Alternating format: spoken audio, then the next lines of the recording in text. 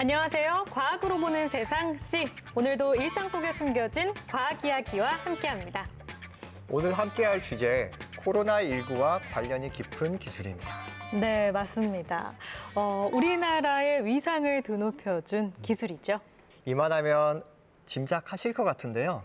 주제를 바로 한번 띄워보겠습니다.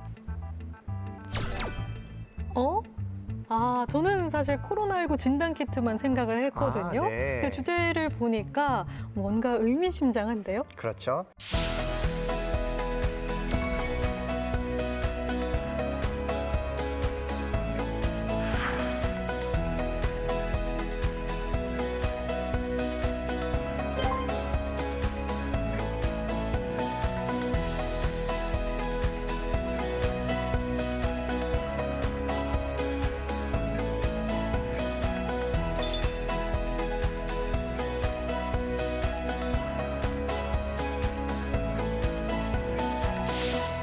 진단. 코로나19를 만나기 전까지는 들어본 적 없던 낯선 분야라고 생각하시는 분들이 많으실 텐데요. 하지만 이미 오래전부터 우리 곁에 있었던 기술이라고 합니다. 오늘 이 시간 이분들과 함께 낱낱이 파헤쳐보도록 하겠습니다. 안녕하세요. 안녕하십니까. 국민의 건강하고 안전한 삶을 위해서 모든 것을 진단한다라는 목표를 가지고 연구를 수행하고 있는 한국생명공학연구원 바이오나노연구센터의 이기선입니다. 반갑습니다.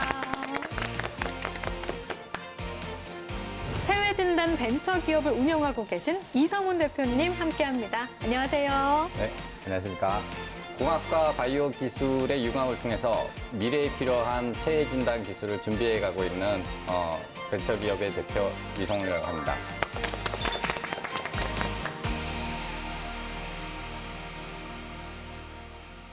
오늘 또 뉴페이스 오셨어요.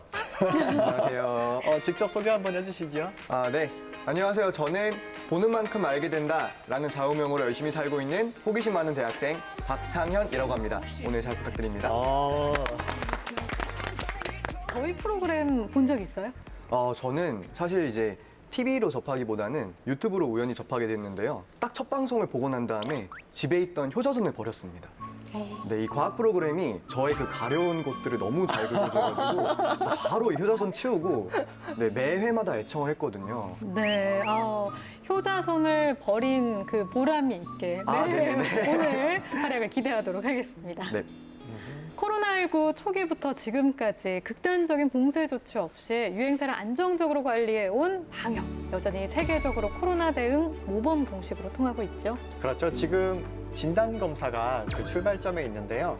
전 세계적으로 한국의 진단 키트가 없어서 못 판다는 말이 나올 정도예요. 그 우한부터 이제 시작된 이 코로나 바이러스는 이제 19년도, 18년도고 뭐 그때부터 이제 뭐 조금씩 알려지기 시작했고요. 그때 이제 가장 발빠르게 대처하신 S사 같은 분들은 이제 뭐 그런 바이러스 서열이 나오고 뭐 2주 안에 킷이 준비됐다라는 말씀들이 있을 정도로 정말 대한민국 분들은 정말 이제 지적이고 부지런하신 것 같습니다. 최근에는 이제 백신이 공급되면서 아마 진단 키트의 수요는 이제 좀 줄어들 거라고 예상을 좀 많이들 하셨는데 일부 나라에서는 다시 또 이제 뭐 4차 대유행 이러면서 또 진단 이슈가 좀 많이 생겨서 또 그 소모량이 이렇게 또 좀 늘었다 줄었다를 좀 반복하는 상황이라고 보시면 되겠습니다. 최근에 보니까 네. 편의점과 약국에서도 코로나19 진단 키트를 판매를 하고 있더라고요. 지금 이게 제 앞에 있는 바로 이겁니다. 네. 이게 저는 처음 봐요, 사실. 네, 저도 사실 해본 처음 적이 없어요. 보거든요. 네. 이게 보면 비강 검사 15분 결과 판독 이렇게 15분. 나와 있는데요. 이게 의료기관에서 쓰는 진단 키트와 같은 건가요? 예, 실제로 코로나 확진 검사를 위한 진단 키트는 정확도가 굉장히 높고 신뢰도가 높은 진단 키트를 사용을 하고 있습니다. 근데 이제 최근에 코로나 장기화와 이제 환자들이 늘어나면서 보다 좀 간편하고 사전에 확진 관리와는 별도로 이제 자가 검사를 할 수 있는 키트가 조건부 승인을 받았고요. 보시는 진단 키트가 저희가 이제 약국이나 편의점에서 살 수 있는 진단 키트가 되겠습니다. 네. 그럼 제가 한번 열어보도록 하겠습니다. 네. 이제 구성품이 여러 개가 있네요. 나눠서 뜯어볼까요? 네. 저희? 자, 네. 하나 뜯어주시죠. 어허. 이게 근데 다 같은 게 아니라 각기 역할이 있나 봐요. 네, 세트로 그 구성되는 키트에 건가요? 이제 저희가 이제 이따 설명을 드릴 때 검체라고 하는 거를 수집하는 저희 면봉이 있고요. 희석할 수 있는 용액이 있습니다. 그 용액을 또 가지고 이제 진단 키트 이제 들고 계신 진단 키트에 용액을 넣게 되면 검사 결과가 나오게 됩니다. 지금 들고 계신 게 용액인 것 저는 같고요. 용액을 꺼냈습니다. 네. 네, 저도 같은 걸 꺼냈습니다. 아, 2회분이어서 네, 이렇게 네, 두 네. 개씩 예, 있는 거 키트가 같습니다. 저도 하나 있어요. 아하, 이거 혹시 누가 직접 한번 해보면 어떨까요? 직접 봐야 되지 않겠습니까? 그러니까요. 네. 혹시 네, 아무래도 저인 것 같습니다. 제가 해보도록 하겠습니다. 흔쾌히 도전해주셔서 감사합니다. 네, 이런 것도 호기심 못 참아가지고. 네. 그럼 일단 면봉을 제가 전달드릴게요. 아, 면봉이 필요하고요. 면봉이랑 어떻게 하는 방법을 아시겠어요? 아까 사용 방법을 읽어보긴 했는데 눈앞이 새하얘지네요. 일단은 제가 얼핏 보니까 사용 방법이 굉장히 자세하게 나와 있더라고요. 네, 그 전자제품 사용법처럼 네, 되게 누구나 복잡했는데 따라할 수 있게. 이 의료기관이나 검사소에서 하는 검사와 틀리게 저희가 스스로 해야 되잖아요. 이제 의료기관 같은 경우는 2차 감염을 막기 위해서 굉장히 보셨을 거예요. 굉장히 두꺼운 네. 방호복을 입고 이렇게 면봉을 깊숙이 찔러 넣게 됩니다. 근데 개인이 하게 되면 아무래도 이 면봉을 찔러 넣으면 아프기 때문에 깊이 못 넣는 그런 좀 단점이 있거든요. 그래서 이제 의사분들이 좀 얘기를 해주시는 거는 약간 눈물이 찔끔 날 정도까지 아. 찔러 넣으면은 확실한 검체가 나올 수 있다라고 말씀을 해주시고요. 아니면 그 코에 이렇게 여러 번 수회 이렇게 반복적으로 이렇게 저희가 이제 수압한다고 하는데 문질러서 빼주시면은 아마 검체가 잘 채취될 거라고 생각이 됩니다. 그러면 약간 이 면봉으로 코 안에 넣었을 때 이 정도면은 눈물이 나오겠다 싶을 정도에서 빼야 되는 거예요. 예, 맞습니다. 아니 혹시 검사를 받아본 분 계신가요? 저는 못 받아봤어요. 네, 저도 안 받았어요. 제가 사실 받아봤거든요. 아, 진짜요? 네, 제가 뭐 접촉자로 분류되거나 이래서 그랬던 건 아니고 몸살 기운이 좀 있어서 혹시 모르니까 받았었는데요. 정말 저는 눈물이 핑 돌았습니다. 네, 굉장히 더 이상 안 들어가겠구나 할 때까지 들어갔었던 것 같아요. 확실하게. 파이팅! 왼쪽이 낫나요? 오른쪽이 낫나요? 양쪽 다 하시는 게 좋을 것 같습니다. 양쪽 다 해도 되는 거예요? 굉장히. 눈물. 눈물이 났어. 접촉면을 좀 많이 늘리시는 게 좋다는 게, 그러니까 어디에 이제 그 병원체가 있을지가 모르기 때문에 가급적이면 면을 여러 군데 이렇게 접촉하실수록 유리하십니다. 이 살신성인의 자세. 약간 양파 깐 것 같아요. 아, 이거를 이제 이렇게 잘 저렇게. 쉐이킹하면 되는 거죠. 네. 쉐이크. 근데 이렇게 열심히 또 검사했는데 무효로 뜰 수 있나요? 저희가 예시로 이 테스트 키트가 유효기간 안에 정확히 작동을 하는지를 하기 위한 대조선이 있습니다. 그래서 대조선이 한 줄이 나오면 저희가 이거를 음성으로 판정을 하게 되겠고요. 이 대조선도 잘 나오고 테스트 라인이라고 하는 검사선까지 나오게 되면은 실제로 저희가 진단하고자 하는 검체가 있다라고 하는 판정이 됩니다. 그래서 두 줄이 나오게 되면은 좀 스튜디오가 슬퍼지겠죠. 한 줄이 나오길 바라야겠네요. 네. 일단은 예. 용액으로 채웠습니다. 그러면 지금부터 15분 이내에 15분 만에 나와요. 결과가 나오게 됩니다. 근데 이 진단 키트를 보니까 저는 또 예전에 뭉클했던 기억이 새록새록 나는데요. 이게 임신 테스트를 이런 방식으로 하잖아요.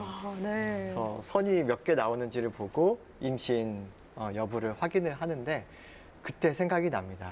저희 남자들이라면은 다 아는 얘기일 것 같은데요. 그러니까 처음에 편의점에서 저희가 쉽게 이제 살 수 네. 있으니까 임신 테스트 키트는 그래서 사가지고 와서 마찬가지로 이 코로나 같은 경우는 한 줄이 나오면 기뻐해야 되지만 네. 임신 진단기는 두 줄이 나와서 그렇죠. 굉장히 기뻤던 기억이 있었습니다. 네. 저도 무척 기뻤던 반면에 이렇게 시작되는 건가 이런 약간 머릿속에서 혼란이 오셨나요? 네.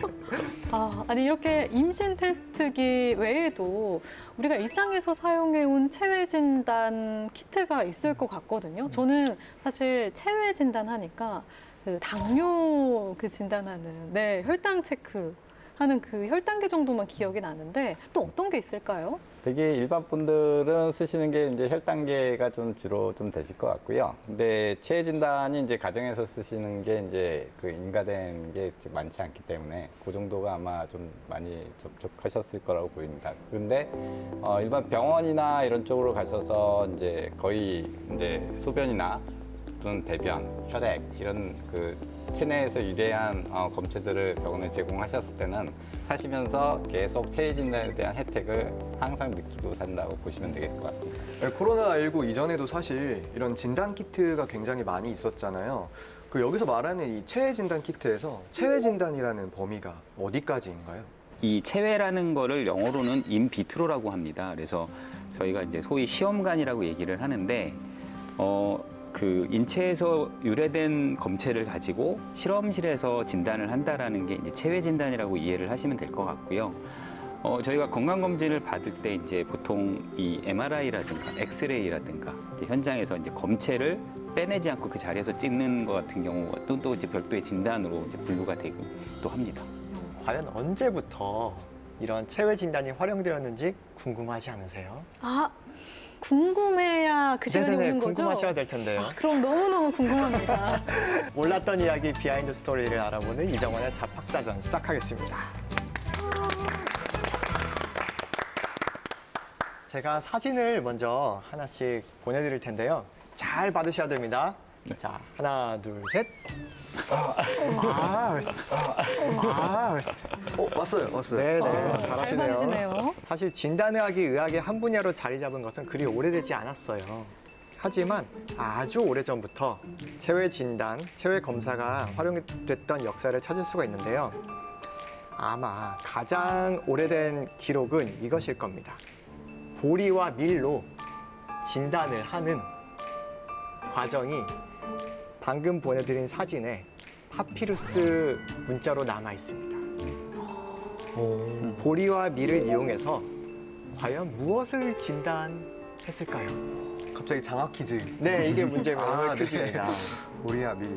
참고로 기원전 1400년경 기록이고요. 지금으로부터 한 3500년 정도 된 거죠. 새하얀데요, 머릿속이. 너무 새하얀가요? 힌트를 주셨는데 힌트. 힌트 같지가 않았어요. 알지 힌트. 못하니까. 네, 제가. 소변을 사용해서 검사를 하는 방법이었거든요. 임신 진단. 맞습니다. 그렇습니까? 깜짝 놀랐습니다. 맞습니다. 사실 오늘 화제로 나왔던 내용이거든요. 네. 네. 보리와 밀에 싹을 틔운다고 합니다. 임신한 여성의 소변이. 네. 그래서 이런 기록이 남아 있고요.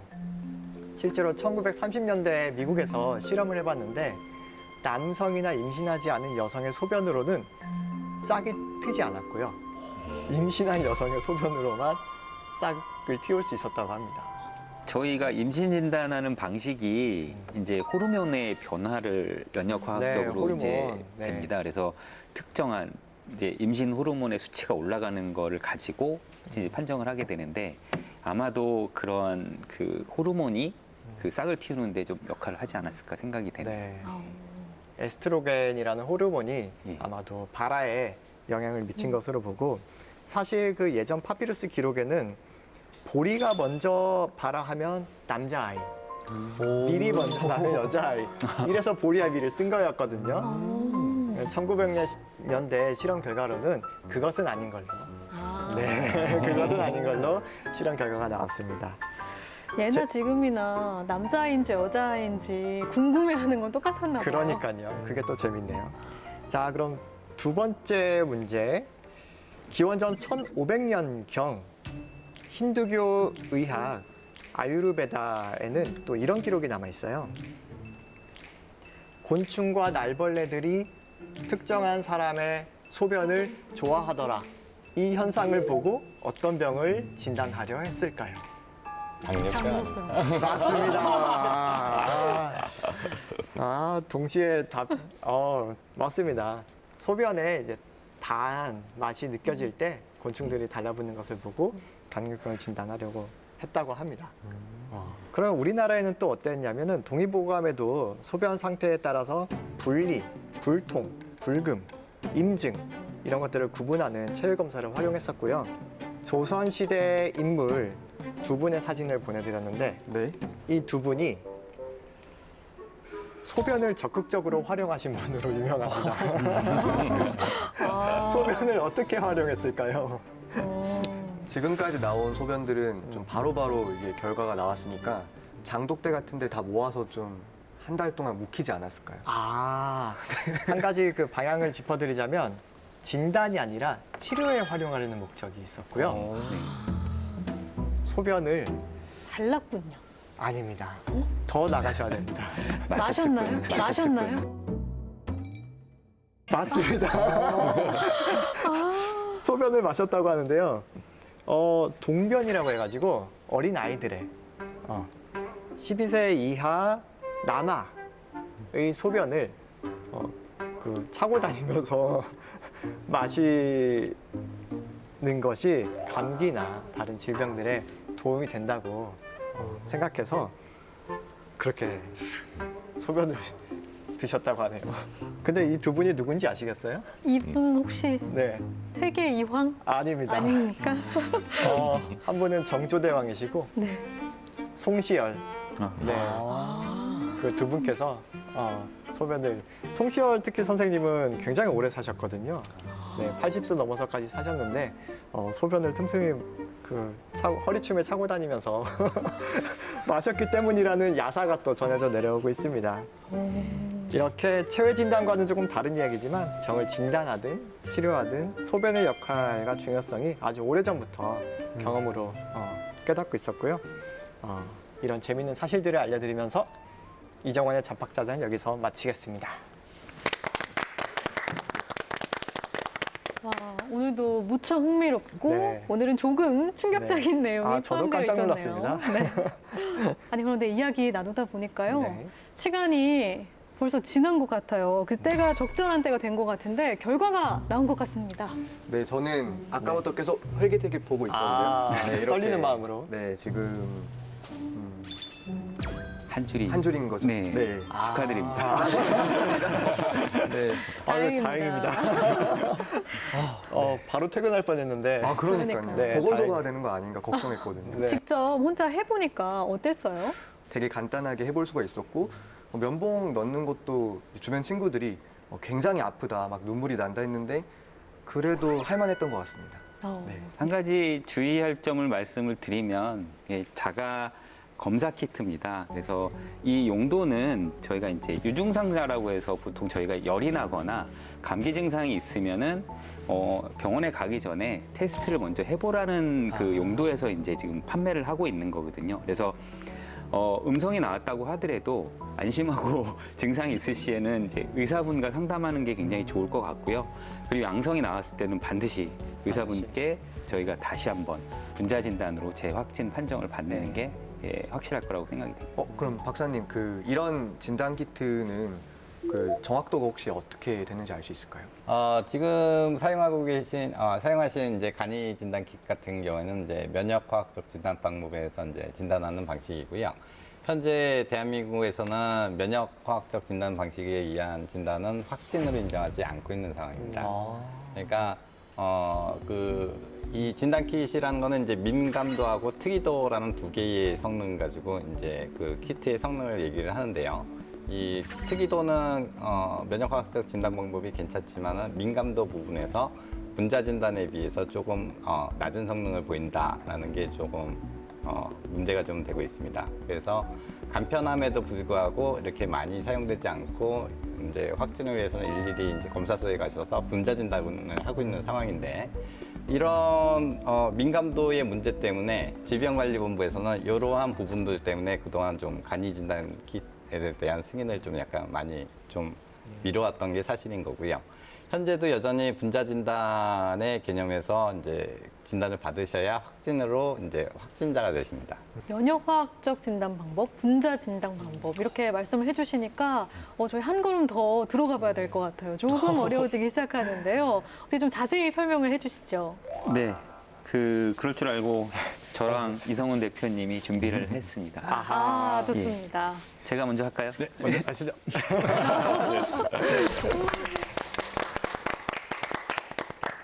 먼저 그 진단이란 무엇인가에 대해서 말씀을 드리겠습니다. 그러니까 여러분들 코로나 때문에 많이 힘드셨을 거예요. 이제 코로나라고 하는 감염병 또 이제 여러 가지 질병들이 있는데요. 이런 것들을 관리하기 위해서는 저희가 이제 세 가지 방법을 가지고 관리를 하게 됩니다. 먼저 진단, 치료, 예방이라고 이제 할 수 있는데요. 먼저 진단이라는 거는 어떤 질병이 걸렸는지 어떤 건강 정보가 어떻게 됐는지를 빠르게 알 수 있는 방법이라고 생각하시면 될 것 같습니다. 그래서 저희가 보통 그 생체 지표 또 저희는 이제 바이오 마커라고 하는데요. 쉽게는 아까 이제 저희가 당뇨병 얘기도 했습니다. 그러니까 저희 혈중에 있는 그 포도당의 농도가 얼만큼이 있는지, 이 포도당의 농도가 생체 지표 바이오마커가 되는 거고요. 또 고혈압이라고 하는 질병에서는 혈압이 이러한 바이오마커가 됩니다. 감염병에서는 저희가 이제 외부로부터 침입한 감염은 세균이라든가 바이러스 같은 경우가 실제로 바이오마커가 되고요. 이런 것들을 검출해내는 방법을 진단이라고 할 수 있습니다. 그리고 아까 말씀드렸듯이 검체 채취 방법이 내부에서 그대로 있느냐 아니면 밖으로 꺼내서 실험실에서 하느냐에 따라서 체외 진단 방법이라는 게 생기게 되겠고요. 분자 진단 방법은 이따 이제 이성훈 대표님께서 아주 자세하게 설명을 해드릴 거라고 저는 믿고 면역 화학적 진단에 대해서만 말씀드리도록 하겠습니다. 최근에 이슈가 코로나니까 코로나를 가지고 말씀을 드리면은 코로나 같은 바이러스 외부에서 침략한 그 세균 같은 경우는 여러 가지 종류의 단백질을 가지고 있습니다. 이런 단백질을 저희가 이제 항원이라고 표현을 하게 되고요. 바이러스가 침투를 하거나 세균이 외부로부터 침투를 하게 되면은 저희 몸은 이거를 방어하기 위해서 면역 반응이 일어나게 되는데요. 이때 실제로 항체라고 하는 방어 물질을 많이 생산을 하게 됩니다. 그래서 이 항체는 코로나를 인식해서 우리 몸에 들어온 침입자라고 인식을 해서 이제 제거를 하는 역할을 하게 되는데요. 이러한 코로나를 인식하는 항체의 반응을 이용을 해서 진단에도 활용을 할 수 있게 됩니다. 그래서 코로나를 특이적으로 이용하는 항체를 이용한 방법이 이제 항원 진단법이 되고요.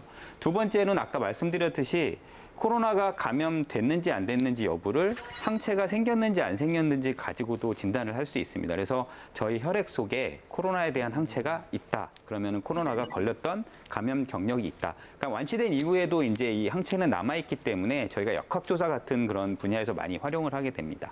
그래서 이 두 가지 항원 진단법, 항체 진단법을 대표적인 면역화학적 진단법이라고 얘기를 하고 있고요. 아까 말씀하신 그 임신 테스트기도 마찬가지로 호르몬에 대한 항체를 이용해서 호르몬의 수치를 진단하는 방식으로 면역화학적 진단 방법에 속하게 됩니다. 예. 호르몬에도 항체가 있군요. 네, 아까 말씀드렸듯이 저희가 이제 그 모든 것을 진단한다. 국민의 건강과 안전을 위해서 이렇게 말씀을 드렸잖아요. 실제로 저희 연구센터에서는 이러한 그 병원균 이외에도 다양한 화학물질을 검출하는 진단법도 개발을 하고 있습니다. 여러분들 얼마 전에 그 버닝썬 사태 때 문제가 됐던 물뽕이라는 마약을 아실 거예요. 그리고 그 이외에도 현재 그 굉장히 다양한 사회 문제를 일으키는 마약류가 굉장히 많은데 이 마약류를 말씀하신 면역화학적 아니면은 화학적 방법으로 진단할 수 있는 기술들도 이제 개발이 돼 있고요. 실제로 그런 부분도 이제 개발을 하고 상용화될 수 있도록 노력을 하고 있습니다. 질문 하나만 더 해도 될까요? 네. 방금 이제 분자 진단과 면역화학적 진단 이 두 가지가 대표적인 진단 방법이라고 하셨는데 그럼 면역화학적 진단으로 발견할 수 있는 대표적인 질환에는 뭐가 있을까요? 지금 그 우리나라에서 상용되고 있는 면역화학적 진단 기기들은 대부분 감염병에 관련된 것들이라고 생각을 하시면 될 것 같아요. 그래서 실제로 에이즈라든가 이런 것들이 지금 면역화학적 진단법으로 이제 진단할 수 있는 가장 대표적인 진단 질병이라고 생각하시면 될 것 같고요. 그 이외에도 저희가 이제 신종플루라든가 최근에 있는 코로나19 이런 것들의 감염병도 면역적 화학적 진단법으로 이제 진단을 할 수가 있습니다. 이제 확진을 위해서는 분자 진단이 필요하지만 그리고 장기적으로는 저희가 이제 신종플루 같은 경우는 예전에는 굉장히 심각했지만 지금은 치료제가 있기 때문에 이렇게 심각하지 않는 감염병이라고 생각을 합니다. 그래서 치료제 처방을 위해서 저희가 병원에 방문하면은 신속하게 면역화학적 진단법을 이용해서 어떠한 감염병이 걸렸고 이런 것들을 가지고 실제로 이제 그 특정한 그 약을 처방할 수 있는 이런 상황이 될 수 있는 거고요. 실제로 이러한 이유 때문에 그 진단 의료기기가 전체 그 의료 비용에서는 의료 시장에서는 한 5% 정도밖에 차지를 안 하고 있습니다. 근데 이 5%를 차지하는 진단기기가 질병을 빠르게 예측하고 예방할 수 있는 것들을 더 가능하기 때문에 실제로는 전체 의료비의 70% 이상을 절감할 수 있는 효과를 가지고 수 있다. 이렇게 말씀을 드릴 수 있을 것 같습니다. 그 아까 이 간이 키트는 우리나라에서는 정식으로 확진이 안 되신다고 말씀을 하셨잖아요. 혹시 해외에서는 이런 면역화학적 진단으로 확진을 실제로 판정을 하고 있나요? 굉장히 날카로운 질문을 해주셔서 예, 그게 아마도 오늘에서 굉장히 중요한 이슈가 될 것 같은데요. 우리나라 같은 경우는 분자 진단으로 충분하게 이렇게 확진 관리를 할 수 있는 상황이 됐지만 실제로 코로나는 지금 상황에 보시면은 전 세계적인 이슈고요. 실제로 그 분자 진단의 정확도에 맞서는 단점 중에 하나가 그러니까 분자 진단을 위한 전문 의료 시설이라든가 전문 연구 시설 그리고 의료 기기가 필요하게 됩니다. 근데 이 면역화학적 진단법 같은 경우는 지금 보신 것처럼 굉장히 간단한 키트로 일회용으로 현장에서 신속하게 판정할 수 있는 기술입니다. 그러다 보니까 의료시설이 낙후된 지역이라든가 아니면은 너무 갑자기 환자가 많이 생기는 데에서는 분자 진단으로 이렇게 할 수 없기 때문에 국내 같은 경우가 이제 이 면역화학적 진단을 승인 안 해주는 이유 중에 하나는 아마도 분자 진단 역량이 충분하기 때문이 아닐까 저는 그렇게 생각을 하고 있습니다. 그러면 감사합니다. 제 다음으로 분자 진단을 설명해 주시면. 네, 고생하셨습니다. 다음 제가 맡겠습니다. 통터치 같았어요. 네. 좀 간단하게 또 한번 정리를 하면 진단이라는 거는 크게 이제 두 개라고 말씀드렸습니다. 이제 면역화학적 진단 방식하고 그다음에 분자 진단 이렇게 두 가지가 이제 가장 많이 쓰이고 있고 많은 영역에서 진단에 활용되고 있다고 보시면 되고요. 면역 진단은 단백질을 검출한다 이렇게 그냥 쉽게 이해하시면 될 것 같고요. 분자 진단은 유전 물질을 검출한다 이렇게 보시면은 좀 정리가 쉬우실 것 같습니다. 그래서 유전자는 이제 말 그대로 이제 분자 수준의 굉장히 작은 물질들입니다. 그래서 이 물질들을 이제 검출해내기 위해서는 저희가 굉장히 고감도의 검출기가 필요하기 때문에 바로 검출하는 거는 현실적인 기술 수준에서는 좀 쉽지가 않습니다. 그래서 많은 기술들이 바로 검출하겠다라는 기술들이 많이 나와 있는데 아직도 좀 기술적인 성숙도가 높지 않다고 보여지고요. 그래서 현실적으로 유전자 검출을 가장 잘할 수 있는 방법이 검체에서 유전자를 먼저 증폭하는 방법입니다.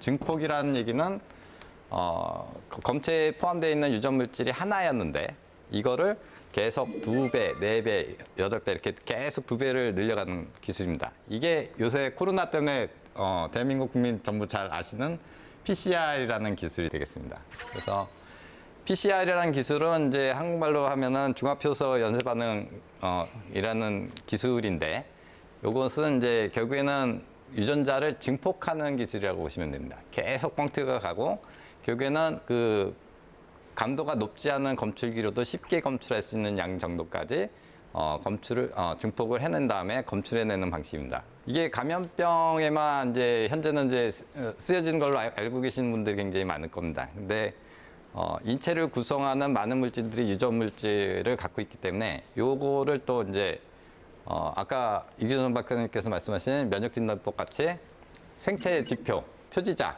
영어로는 또 바이오마커라고 하는 부분은 유전 물질에도 이제 다양하게 존재를 합니다. 그래서 미래 의료에서 가장 중요한 것 중에 하나가 되는 이제 조기 진단이라는 분야를 저희가 좀 기술을 좀 준비하고 있습니다. 현재 이제 가장 관심 있는 질병이 이제 암이실 것 같은데요. 암과 같은 경우는 현재 일찍만 발견하시면은 생존하십니다. 대한민국 암 치료 기술이 저는 굉장히 세계적인 수준이라고 좀 자부심을 갖고 살아도 된다고 보고요.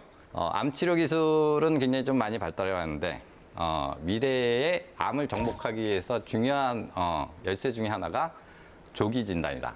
그렇게 보고 조기 진단 기술, 고감도 PCR 기술이라고 보시면 되는데 그런 류의 기술들은 좀 개발하고 있고요.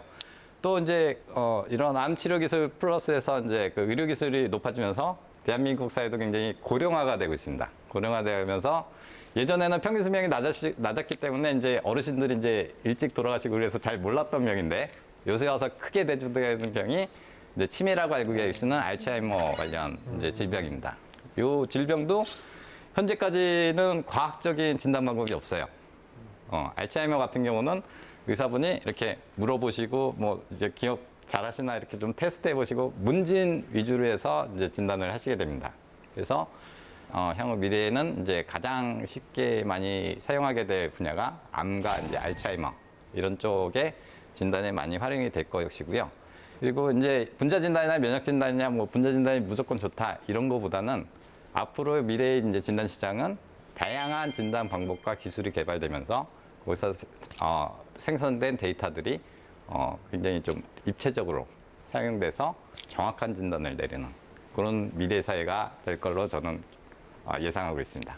감사합니다. 네. 대표님, 그 코로나 걸린 사람은 뭐 일반인들과 유전자 배열이 뭐 다른가요? 유전자를 통해서 어떻게 이 코로나를 확진하는지가? 네, 코로나는 바이러스이기 때문에 스스로 증식할 수 있는 능력은 없습니다. 어떤 생물체에 들어가서 그 세포 안에 있는 기관들을 이용해서 자기를 복제해야 되는 그런 게 이제 바이러스의 이제 구조거든요. 그런 과정이기 때문에 이제 코로나에 걸리신 분들은 이제 혈액이든 뭐든 인체 유래물에서 이제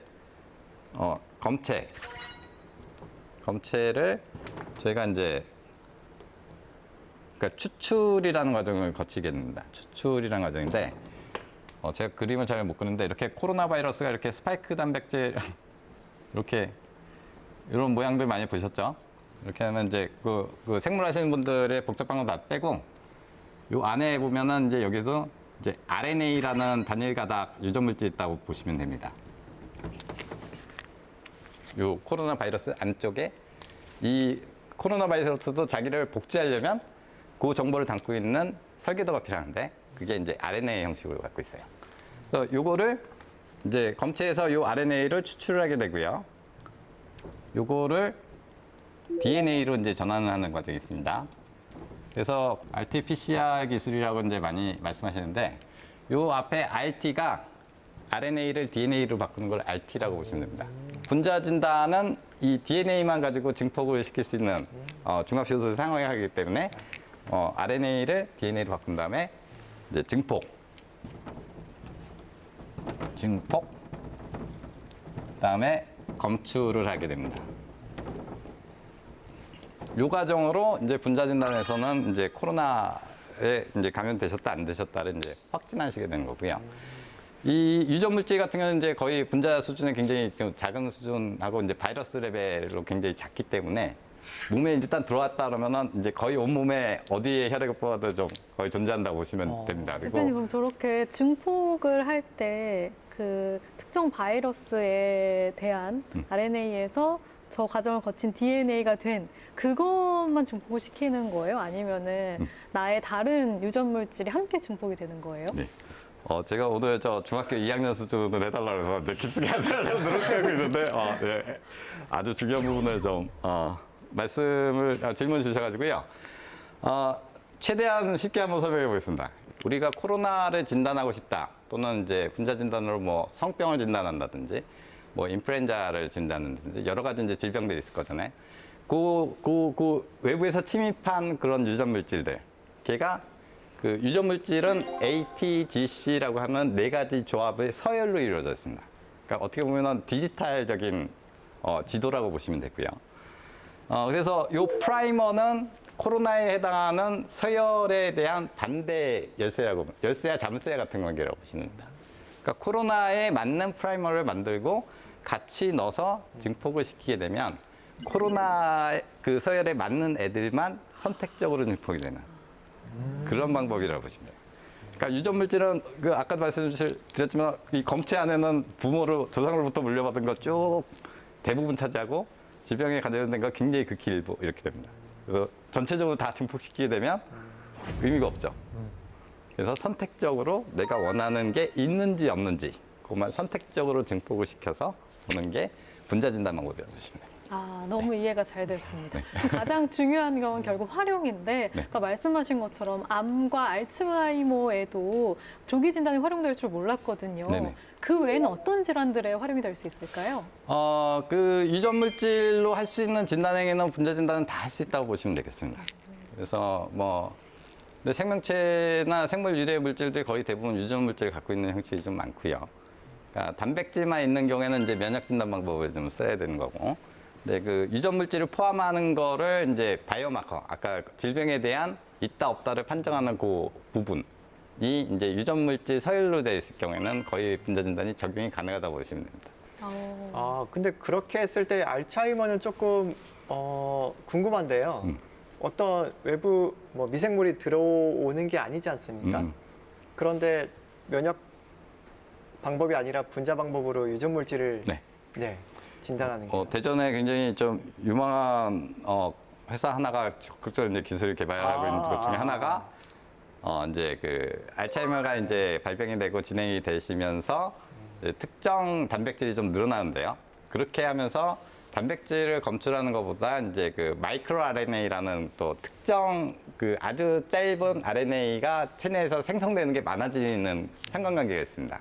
그래서 그 마이크로 RNA라고 하는 것도 유전자의 서열로 되어 있고, 그거를 분자 진단 방법으로 검출하고 계측함으로써 이분은 알츠하이머가 단계가 어디까지 진행이 됐다라는 거를 과학적으로 진단해내는 게 목표입니다. 자꾸 궁금한 게 생기는데 어떡하죠? 다른 이야기일 수 있는데 왜 임신했을 때나 이럴 때 보면 다운 증후군 그런 검사라든지 이런 거 하잖아요. 네네네. 다운 증후군은 염색체가 좀 달라서 되는 걸로 알고 있거든요. 그럼 그런 것도 저런 분자 진단으로 하는 건가요? 네, 맞습니다. 그래서 그 예전에 분자 진단 기술도 이렇게 그 높은 수준이 아니었을 경우에는 산모의 그 자궁 안에 이렇게 그 양수라고 불리나 그 검체를 빼내서 이제 진단하고 이렇게 했거든요.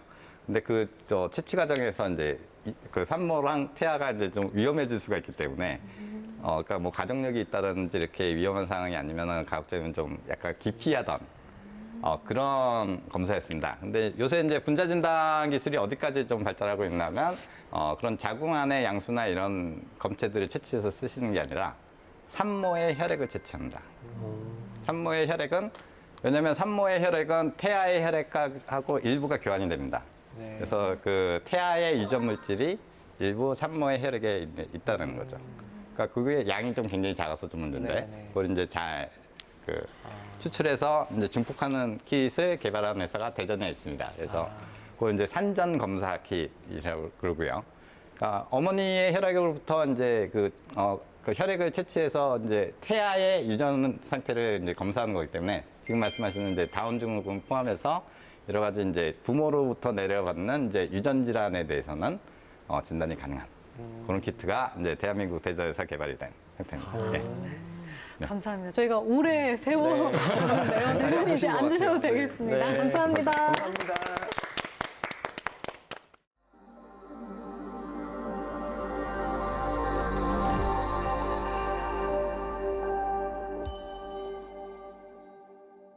그 대전에 바이오 관련 연구하는 기관도 많고 또 이런 연구하는 벤처 타운도 많잖아요. 어찌 보면은 서로 다 경쟁자일 것 같은데 이렇게 또 연구를 같이 하시거나 협력도 하고 그러신가요? 네, 맞습니다. 그러니까 저희 회사 말씀부터 먼저 드리면은 저희 회사 같은 경우는 이제 앞에 보시는 것 같이 이제 바이오 진단 기기를 이제 만들어가는 회사입니다. 그래서 다양한 진단 기기들을 개발하고 있습니다만 이 기술에는 사실은 저희 회사 이제 주력으로 갖고 있는 공학 기술이 이제 중심이 되지만 많은 바이오적인 지식과 기술이 필요합니다. 그래서 옆에 계신 이기선 박사님이 다니고 계시는 이제 한국생명과학연구원이 가장 많이 떨어지시고요. 그다음에 이제 표준공학연구원, 기계연구원, 그다음에 카이스트 나노전기원 등 출연연에서 저희 회사에 대한 지원을 아끼지 않고 계십니다. 그리고 회사 간의 이제 협업이나 이제 클러스터에 대해서는 이 안에 들어가는 진단 킷은 또 바이오 기업에서 이제 잘하시는 바이오 기업들이 대전에 이제 굉장히 많이 있고요. 저희 같은 경우는 또 S사, 대전의 한 S사와 이제 협력을 해서 그 회사의 킷과 저희 회사의 기기, 이거를 이제 패키지로 묶어서 코로나에 대한 대응 패키지로 이렇게 준비를 하고 있는 상황입니다.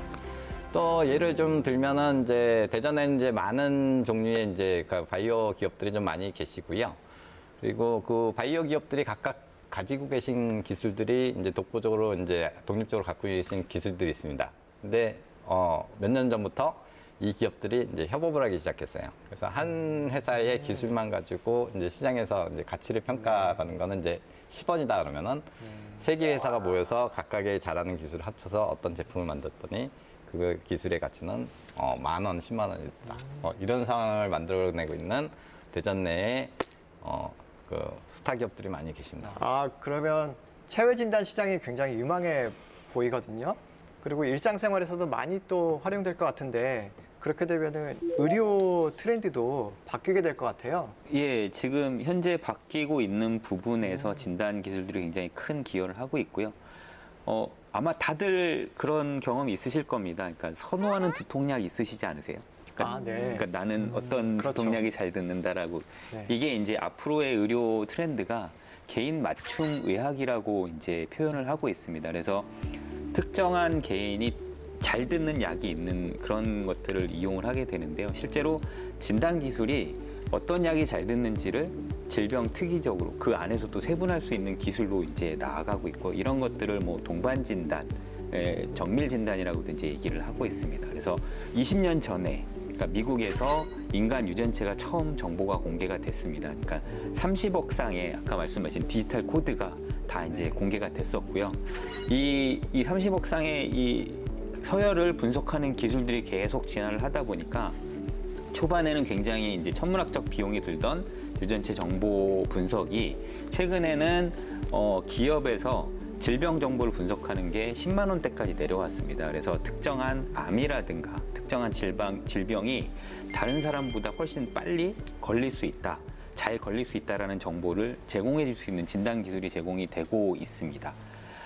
일례로 그 미국의 굉장히 유명한 배우인데요. 안젤리나 졸리 다들 네. 아실 겁니다. 네. 그래서 안젤리나 졸리의 어머님이 난소암으로 돌아가셨어요. 그래서 실제로 그 유방암의 원인 유전자인 BRCA1이라고 하는 유전자의 돌연변이를 가지고 계셨고 가족력이 있다 보니까 안젤리나 졸리도 유전체 검사를 통해서 이런 BRCA1의 발암 유전자가 돌연변이가 있다는 걸 알고 암이 발병되기 전에 유방 절제술을 받아서 네. 실제로 이제 선제적 치료 예방을 한 케이스로 굉장히 유명한 게 타임지까지 이제 보고가 됐었거든요. 네. 그래서 앞으로는 나의 질병 정보를 예측해서 미리 예방할 수 있는 트렌드로 가지 않을까 그렇게 생각을 하고 있습니다. 네. 정말 체외 진단 시장이 점점 커지고 있는 것 같은데요. 이럴 텐데 살짝 걱정이 되는 부분이요. 왜 예를 들면 임신 테스트기를 시중에서 편히 구입할 수 있는 것처럼 앞으로 다양한 분야에서 그렇게 적용이 될 텐데 어떤 기계적인 오류나 아니면은 조금 뭐 의사에게 진단받는 것보다 상대적으로 떨어지는 이 정확도 때문에 잘못된 판단으로 골든타임을 놓치지는 않을까 이런 걱정이 좀 들거든요. 네, 맞습니다. 지금 말씀하신 대로 이제 진단킷에 대한 맹신에 따른 이제 부작용이라고 보이는 부분이 굉장히 좀 크게 되고요. 간이킷에 대한 어떤 그 한계하고 이런 거를 이제 정확하게 이제 인지한 상태에서 이제 간이킷들을 좀 사용하셔야 되고요. 의료기관에 가시게 되면 이제 더 정확한 검사들을 안내해 드리기 때문에 간이킷 검사만 가지고 이제 확신을 가지고 뭐 어떻게 한다든지 그런 거는 좀 안 하시는 게 현명하지 않을까 그런 생각이 듭니다. 예. 네. 간편하게 스스로 미리 확인할 수 있는 용도로 그렇게 활용을 해야겠네요. 맞습니다. 이제 벌써 마지막 질문만을 남겨두고 있습니다. 네. 그래서 체외 진단은 뭐다? 제가 먼저 해보겠습니다. 제 마음을 읽으셨군요. 좋습니다. 감사합니다. 저는 체외 진단은 탐정이다 라고 탐정. 생각합니다. 네. 그 이유는 우리가 몰랐던 비밀까지 사사시 파헤쳐 주니까 라고 좀 생각을 해봤습니다. 좋은데요. 저는 그래서 체외 진단은 내 몸이 말하는 메시지다. 네, 이렇게 할 수 있을 것 같습니다. 뭔가 사실 어떻게 보면 저는 좀 신기하더라고요. 결국 내 몸에서는 다 이야기하고 있는 거잖아요. 그렇죠. 네, 그걸 좀 들어주는 역할이 체외 진단이 아닐까 하는 생각이 들었습니다. 좋은데요. 네. 부담되시겠어요? 저희가 모르는 거를 이제 검색을 할 때 검색창 이게 저희가 이제 N사랑 G사의 네네네. 검색창을 잘 하는데 저는 체외 진단은 인간의 건강, 질병 정보의 검색창이다 이렇게 검색창. 말씀드릴 수 있을 것 같습니다. 그래서 저희가 빠르게 네. 이렇게 건강 정보를 검색할 수 있는 도구가 되지 않나 생각이 됩니다. 더욱더 부담이 되실 것 같은데요. 저도 좀 약간 공격적으로 나가도록 하겠습니다. 어, 체외 진단은 영생의 열쇠다라고 저는 하고 싶습니다. 영생의 열쇠요. 예. 야, 스케일 큰데요. 영생이라는 거는 사실 이제 옛날에 진시황 때는 이제 많이 유명해졌던 불로장생약을 찾아서 이게 인류의 마지막 꿈이시고 되게 이제 돈 많고 나이 드신 분들은 다 찾으시는 게 이제 불로장생약이 되실 것 같아요. 그렇게 되는데 뭐 G사의 이제 커지와이 박사였나? 그분은 이제 좀 아주 공격적이셨어요. 한 2040년 정도 되면 인류의 수명이 매년 1년씩 늘어날 거다. 이제 싱귤라리티 포인트라고 많이들 말씀하시는데, 그러니까 1년이 매년 늘어나면 안 죽는 거지 않습니까? 그렇죠. 그렇죠. 그래서 네.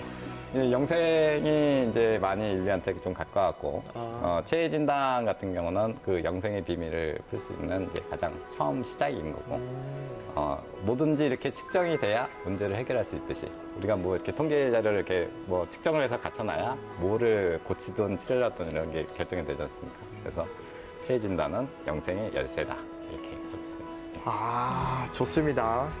아니, 갑자기 스케일을 키워주셔가지고. 이걸 또 어떻게 정리를 하나요? 제가 정리를 한번 해보도록 하겠습니다. 체외 진단은 검색창을 통해 내 몸이 말하는 메시지를 듣고 영생의 열쇠를 찾으려 하는 탐정이다. 이렇게 정리해보겠습니다. 이걸 또 이렇게 네. 제일 힘들어요. 정말 건강하게 오래 살고 싶다라는 마음은 누구나 품고 있는 소망일 텐데요. 질병 초기에 혹은 질병이 발현되기 전에 미리 알 수 있는 세상이 이제 정말 머지 않은 것 같아요. 네. 개개인에게 맞는 맞춤형 치료도 가능해질 것 같고요. 기술의 발전 속도도 중요하지만 건강에 가장 큰 무게를 두고 잘 생활해야겠습니다. 네. 저희가 오늘 준비한 소식은 여기까지입니다. 다음 시간에도 재밌고 유익한 과학 이야기 들고 찾아오도록 하겠습니다. 과학으로 보는 세상, 씨!